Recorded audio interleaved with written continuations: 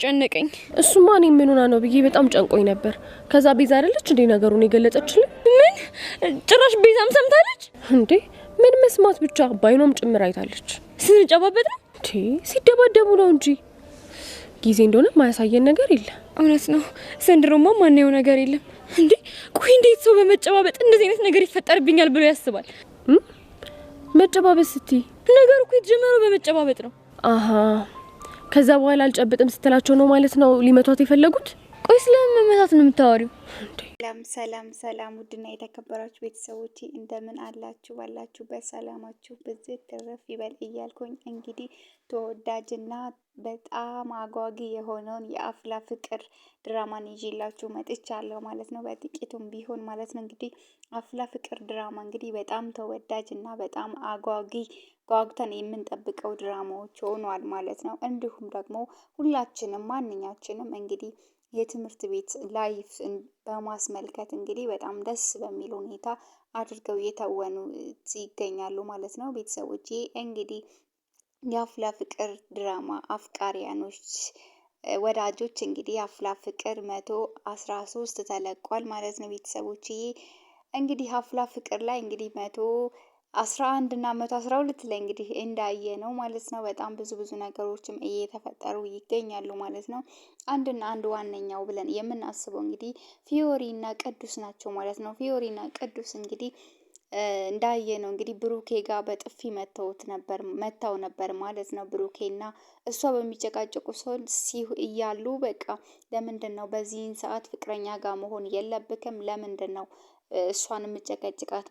ማን ፈቀደልክ ብሎ ሲለው አንተ ምን አባህ አገባህ ስለ እሷ ሲልም እሱን ሌላ ጊዜ ብነግርህ አይሻልም ስትልም እባክህ ቅዱስ አቁም ብላ ፊዮሪም እንግዲህ ቅዱስን በጥፊ እንዳለችውም አይተናል ማለት ነው። ከዛም በኋላም እሱም ደግሞ ራሱን ተቆጣጥሮ ሄዷል ማለት ነው። ግን ፊዮሪ በመጨረሻ ሰዓትም ቢሆን እሷ ብቻዋን በነበረች ሰዓትና እሱን ልታገኘው ስትሄድ አሁንም እንዳለማዷ የረሳውና ይቅርታ ልጠይቀው ነበር የሄደችው ማለት ነው። ግን በዛን ታይም እሱ በጣም ተበሳጭቶ ስለነበረ ቅድም መታሽኝ አይደል ብሎ አንድ እሷንም በጥፊ አቃጥሏታል ማለት ነው። በዛን ሰዓት ግን አደረከው ስትለውም አዎ አድርጌዋለሁ፣ እኔን ቅዱስን መማታት ምን እንደሆነ አልገባሽም፣ ማን ስለሆንሽ ነው? ለምን ያኔ ታዲያ አልመታከኝም?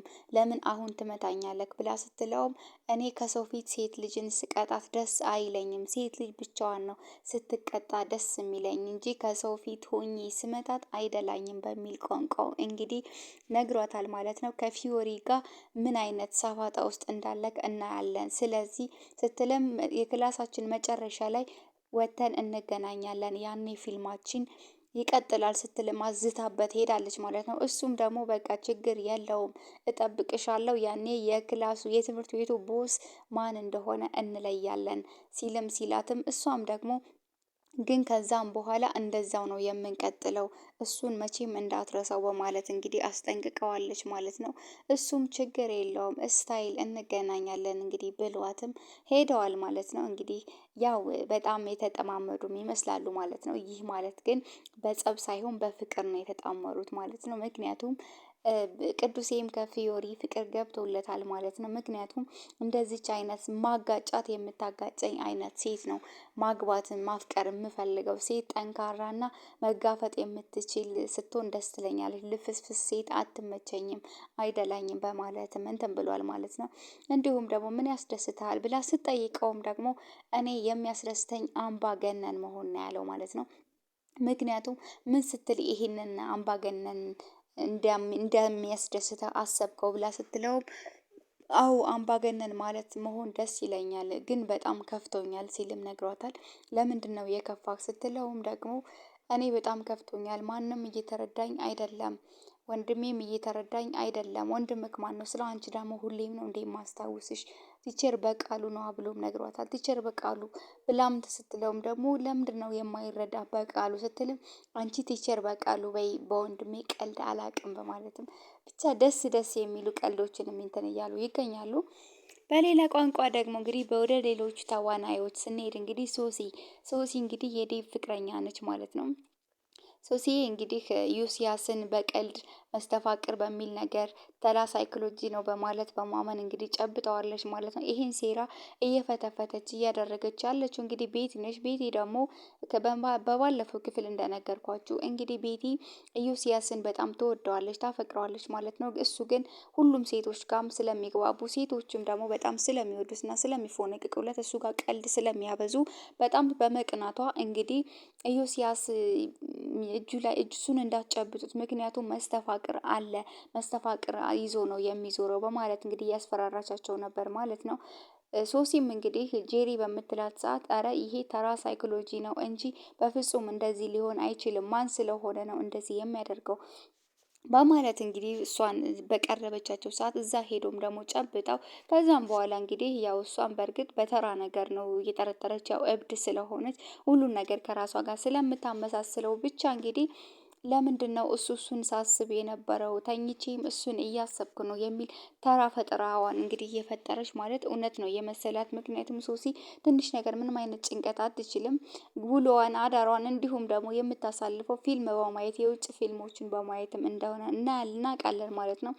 ይሄን ነገር ግን እያንዳንዱ ሰዎች ጋር በምታደርጋቸው ነገሮች ሁሉ ተያያዥነት የምታደርገው እኔ ያየሁት ፊልም እንደዚህ ነው የሚያደርገው፣ ፍቅር እንደዚህ ነው ምክንያቱም ፊልም ላይ አይቻለሁ የሚል ነገር በመናገሯ ዴቭም ደግሞ ለተወሰነ ጊዜ ፊልም እንዳታይ ማዕቀብ ጥሎባታል ማለት ነው። ለፍቅሯ ስትል ከኔና ከፊልም ምረጭ በማለት እንግዲህ ፊልሙን ስላስቆማት ብቻ ይሄን ነገር ሶሲ ደግሞ አሁን በኢዮስያስ ፍቅር ያዘኝ ዴቭን ለምንድን ነው የማላስበው በሚለው አስተሳሰቧ እንግዲህ ከዴቭ እየራቀች በምትገኝበት ሰዓት እንግዲህ ያው ኢዮስያስን ማፍቀር አልፈለገችም። እሱም ግን ፍቅር አይደለም ያው ተራ ጭንቀት እንደሆነ መናቃለን። በዛን ታይም ግን ዴቭም ደግሞ በጣም እየፈራ ይገኛል ማለት ነው። ምክንያቱም ብሩኬ ጋር አብረው ቁጭ ብለው በሚያስቡ ሰዓት እኔ በጣም ጨንቆኛል። ምክንያቱም ሶሲን ጫና ሳላበዛባት አልቀርም። ምክንያቱም ፊልም አቁሚ ምን በይ ስላልኳት ነው መሰለኝ ትክክል አይደለችም፣ በጣም እየተጨነቀች ነው እያለም ለብሩኬ ሲያማክረውም ሰምተናል ማለት ነው። በዛን ሰዓትም አንተም በልክ አድርገው ሶሲን ለምንድን ነው የምታስጨንቃት? ምክንያቱም ያለመደችውን ነገር ቀስ እያለክበት በጊዜ ሂደት ነው ሁሉም ነገር የሚለመደው። ስለዚህ እባክህ ዴቭ ሶሲን እንደዚህ አታድርጋት፣ ሌላ ነገር ውስጥ እንዳትገባ እያለ ሲነግረውም ነበር ማለት ነው። እኔም እኮ እሱን እንደሆነ ብዬ በአካል ቀርቤ ሳናግራት እሷ ግን ምንም አይነት ነገር ልትመልስልኝ አልቻለችም። እንደውም መስተፋቅር የሚባል ነገር ኃይል አለው እንዴ መስተፋቅር የሚባል ነገር ስለዛ ነገር ሰምተህ ታውቃለህ ብላም ነገረችኝ። እኔ ምን አይነት ሀሳብ እንደምታስብም አልገባኝም እያለም እንግዲህ ለብሩኬም አማክሮታል ማለት ነው። ግን ያው በትንሹም ቢሆን ያው ደንባሪ ቲዋንን እንግዲህ ዴቫ አናግሯታል። በቅርብ ያው ለሴት ጓደኛዋ ከተናገረች በሚለው እንደዚህ በይልኝ በማለት እሷም ደግሞ ስትሄድም ደግሞ አው እኔ ከኢዮስያስ ፍቅር ይዞኛል ስትልም ነግራታለች ማለት ነው። ከዛም በተረፈም ደግሞ ኢዮስያስም ደግሞ ከክላስ ወጥቶ ወደ መጫወቻ ቦታ ወደ መናፈሻ ቦታ ሲሄድም ደግሞ ድንገት ስታየው ወይኔ ጉዴ እያለች ልቤ እየመታ ነው እያለች እንግዲህ ሮጣለች ማለት ነው። ልጅቷ ምን ሆናለች? እኔ ስለ ፊዮሪ ነው የማወራው፣ ስለ ፈርጣማው ልጅ። ምክንያቱም ፊዮሪ ቅዱስን አፍቅረዋለች ብላለች ነግራት ነበር የሄደችው። ሄዋን ግን እሷ ስለ ፊዮሪ እንደዚህ ስለ ፈርጣማው ልጅ እሱ ነው ፊዮሪን ልብ ያሸነፈው እያለች ስትነግር አዎ እኔ ምንም ፈልጌ ያደረኩት ነገር አይደለም፣ ምክንያቱም በመጨባበጥ ብቻ ነው ፍቅር እንትን ያለኝ በማለት ደግሞ ሲዮሲም ደግሞ የራሷ የተሰማትን ነገር ስትናገር ሰምተናል ማለት ነው። ምክንያቱም መጨረሻ ላይ ደግሞ እኔ ማወራሽ ሌላ አንቺ የምታወሪ ሌላ በሚል ነገር እንግዲህ ተለያይተዋል ማለት ነው። ቤተሰቦች እንግዲህ ያው ሶሲ መጀመሪያም ነች፣ መጀመሪያም እብድ ነች። ጭራሽ ደግሞ አሁን ፍቅር በሚባል ሳክስ እና በሚባል ፍራቻ እንግዲህ ከዴቭ ያላትን እንትን እያቆመች ትገኛለች ማለት ነው። ሄዋንም ደግሞ ጀግና ተጫውታት እሱ ጋር ለምን ሄደን ማክሸፊያ መድኃኒቱን አይሰጠንም በማለት ስትሄድም ደግሞ እሱም ደግሞ ለምንድን ነው እንደዚህ የማታደርገው እሷ እኮ ፍቅረኛ አላት ብላ ስትጠይቀውም ውይ እናንተ እኮ አታውቁም፣ እኛ ስለ መስተፋቅር የምናውቅ ሰዎች ማክሸፍ አይቻልም፣ እና ምንድን ነው ማድረግ የምትችል ስባል በቃ እሷ የኔ ነው መሆን ያለባት፣ እኔን እያፈቀረች እኔ እየተንከባከብኳት እንኖራለን ስልም ደግሞ ሶሲም ደግሞ እንግዲህ ምንድነው እንደዚህ የምትለው? እኔ እኮ ዴቪዬስ ስትለውም እንጃልሽ እኔ ምን አውቃለሁ፣ ያንን ማሰብ የነበረብሽ ያኔ እኔ ጋር መተሽ ከመጨባበጥሽ በፊት ነበር በማለትም እንግዲህ ዮሲያስም ነግሯታል ማለት ነው። ዮሲያስ እንግዲህ የማይጽፍ የኔ አባት፣ ምክንያቱም ቤቲ ነች ለዚህ ሁሉ ነገር የዳረገቻቸው። እንግዲህ ቤተሰቦች የአፉላ ፍቅር ድራማ በጣም አጓጊና በጣም አስተማሪ ነገር ይሆናል ማለት ነው። እንግዲህ ዮሲያስ ደግሞ በጣም ተወዳጅ ልጅ ነው። ሶሲ ደግሞ ያው ለሷ ጥሏታል ማለት ነው። ምክንያቱም እነ ጄሪ እነ ሄቨን ነበሩ በዚህ ነገር እየፈሩ የነበረው ገና አዲስ ገቢዎችም ስለነበሩ፣ አሁን ግን ለሶሲ አጣብቀው እንግዲህ እነሱ ሰላማቸውን አግኝተዋል ማለት ነው። እንግዲህ የሶሲንም እንግዲህ ሰላሟን በቅርቡ ይመለስላት እያልን እንግዲህ ቸር ሰንብቱ እያልን በሚቀጥለው ቪዲዮ እስክንገናኝ እወዳችኋለሁ። ቻናላችንን ሼር፣ ሰብስክራይብ በማድረግ ተቀላቀሉን። እወዳችኋለሁ።